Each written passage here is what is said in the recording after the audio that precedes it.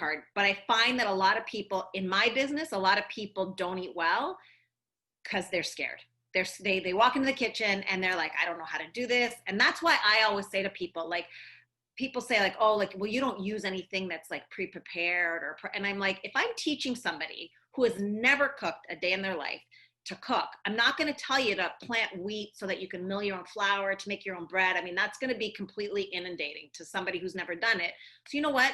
If you want to make an apple pie for Thanksgiving and you've never made pastry, and you know what, you want to go buy the pie pastry done already, go ahead. It gives you the confidence to make a great pie. And then you're going to say, wow, this is a great pie. And then the next time you're going to say, you know, maybe I'll try making my own pastry. So it's like baby steps into it. And then just to figure out like that it's really not that hard. And to me, eliminating the fear means you're going to eat better. Right. And I try and tell that to my clients, and I truly believe that myself. I mean, I'm a really simple eater. I eat really clean, but a lot of people don't realize that to eat healthy and to be truly vibrant, you know, inside and out, it doesn't take a whole lot more work to you make some fresh food in your kitchen than it does to go and grab a burger at the local 100%. Place, and you're going to feel and look so much better. Right. And that's the hard part. Like, I mean, you touched on it. People are so afraid of going into the kitchen and eating healthy because they think they've got to buy all these expensive ingredients, and it's going to take them half the day to prep everything and to make everything. And it is a little time consuming, and prep, depending on what you're making, and you for sure know about this, takes a little bit of time, but it certainly is worth it when you sit down for this great meal. And as you talked about with the pepper or eating a tomato, there is nothing like eating what God created, you know, naturally. Right. And you know what the thing is too, I even think with COVID, more people are spending time at home cooking. So isn't this a perfect time now to really embrace fresh home and learning how to make healthy, nutritious food? This is the time. I mean, we're sort of going back into the kitchen now, which I think is a great thing. It's a great thing. And actually, when I launched the cookbook, it was April, May. And my press release before the cookbook came out, before COVID happened, was it's going to come out, like it's supposed to actually come out March. So I was thinking I have March, April, May. And then June, July, August, nobody bakes, right? It's like everyone's out to the cottage, they barbecue, and then I'll start again in September. And then all of a sudden COVID hit, and I was like, everyone's emailing me like, oh my God, I'm home, I'm making bread. I did a couple of bread classes. So my question to everyone was, now that you've got the confidence that you realize it's really not that hard, when everything reopens and life gets back to normal, are you going to go back to your old ways? Like, are you going to keep doing this? And I think it's like, I was kind of surprised because from the people that I spoke to, I'd have to say it was like 65 to 70% of the people said, no, I'm good. Like this is a good thing. I'm not going to eat out every night. I've learned so much. And so, I mean, that in itself is good, right? It's funny. I was excessively chubby. I'm not going to even use the word fat. I was excessively chubby as a kid. And I think it started around like 5 or 6, like, you know, when you start grade school. And I remember being teased as a kid because I was, you know, fattish. And, but it's funny because I don't know whether you talk to your clients about this, but like that whole body image issue with women particularly, although it's really sort of going into the realm of men's lives too. But for women, I just find, like, I always say to people, once a fat kid, always a fat kid. I have body dysmorphia like nobody's business. Like I feel just like you. I was a chubby teenager, and then I became obsessed with counting calories and losing weight, and then I was too skinny, and then it was just, so I but don't you feel that you care? Like, so I say to people, I probably, looking at pictures, and the only reason I say this is because until a couple of years ago, I always said I was fat until I went to high school. And then I'll tell you a story about what happened.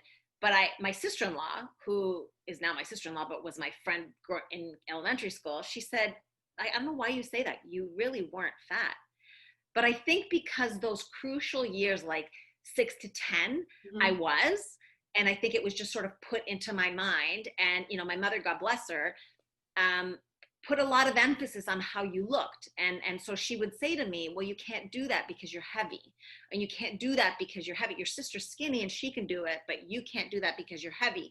And I think in her own weird way, she was just trying to get me to lose weight to be a better version of myself. Mm-hmm. But back in the day, they didn't have the tools, the education to know what to say to kids. So of course, now that's just tormenting me because I'm thinking, well, I'm not good enough then, obviously, because I'm heavy and I don't know how to not be heavy. So I'm just going to carry this with me for the rest of my life. And so when I went into— Didn't your mom feed you all the time too? If you're Italian, I mean, totally. if you came home from school, weren't you always like being fed? Always, but that was not a good thing because— No, I know.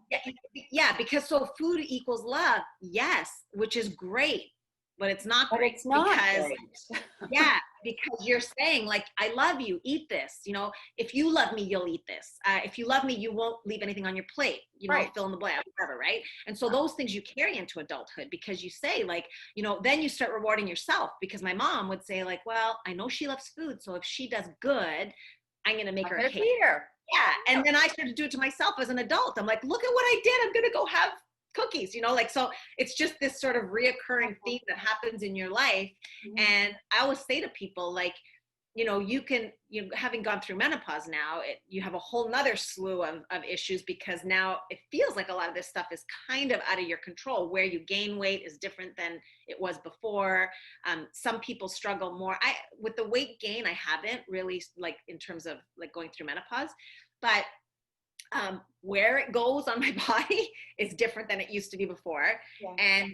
And for me, I mean, I've always eaten healthy. For me, it's just, I just eat too much, you know, and you know what? And this is what I'm going to say, Carla, this is what I always say to people, having gone through weight issues. Before I went to high school, I was heavier. And I remember saying to myself, I never felt in control of my body because I felt like as a kid, back in the day, you'd go to your doctor and your doctor would say, oh, you need to lose weight. You're chubby. You're not going to be good unless you fit this mold. Back in the day, that's, you know, that's what they say. So I remember thinking, you know what? I'm going to do this by myself. I'm not going to take, I was on every diet, every pill. I don't know if you remember, but when I was like 7, I was taking these things called, believe it or not, they were called AIDS, AIDS, and they looked like Kraft caramels and they were appetite suppressants. Well, I used to eat those by the pound full because it was like, oh, well, these are supposed to make me not hungry. And I'd probably eat like 700 calories worth of like caramels that were supposed to make me not eat. But so before I went into high school, I just decided I'm just not going to eat. So I didn't eat for like anything. I'd have coffee and that's it. And I remember feeling really hungry for like 2 days. And then all of a sudden it just kind of like, oh, I can do this. Mm-hmm. And it went on for, it was almost 3 weeks, believe it or not. Like, I mean, and I would pick a few things here and there, but literally didn't eat anything. And then one day I woke up and I passed out. And my mother said to me, I'm going to take you to the hospital. Like if you don't, and just to give you sort of a background, after I'd lost a ton of weight, not eating. And like logically, I knew at some point I have to start eating because I'm going to die if I don't. But I remember going to the store and buying a bikini, and for the first time in my life. And I remember going to like one of the local beaches here with my cousin, and she said, oh, you're thin. But I never heard that. I heard her say, oh, you're thin. And so to me, yeah, it was like, but she said, no, you look awful like that. So all those things. So what took me 3 weeks to do took me almost 2 years to undo, to get my metabolism back to normal, where eating one apple wouldn't make me gain like 5 pounds because I had totally screwed everything up. But it made me learn, right? So. Like, how did you get to that spot where you had a healthy relationship with food again? You know what? I'm going to be totally honest, and I'll be totally honest. And I say this to everybody I talk to, because if there's something that I am completely transparent. I don't think I will ever have a healthy relationship with food. Mm-hmm. I go through spits and spurts of like saying, you know, I'm in a good place. And I am. Like I exercise, I have a dog, I walk 10 kilometers a day. I try to do weights twice a week when I can, when I think about it. You know, I eat generally healthy.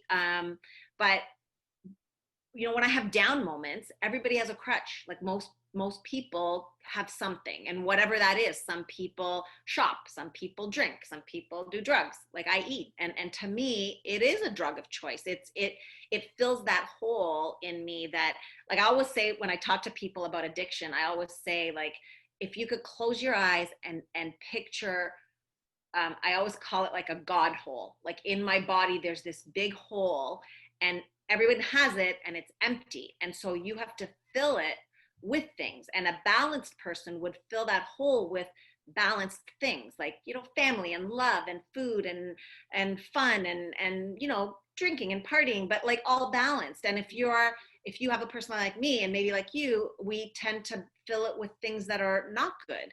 And so the whole, I guess the learning part of it is going through the journey and figuring out, how do I balance what I'm putting in there? And some days that hole is completely balanced, and some days it's full of brownies.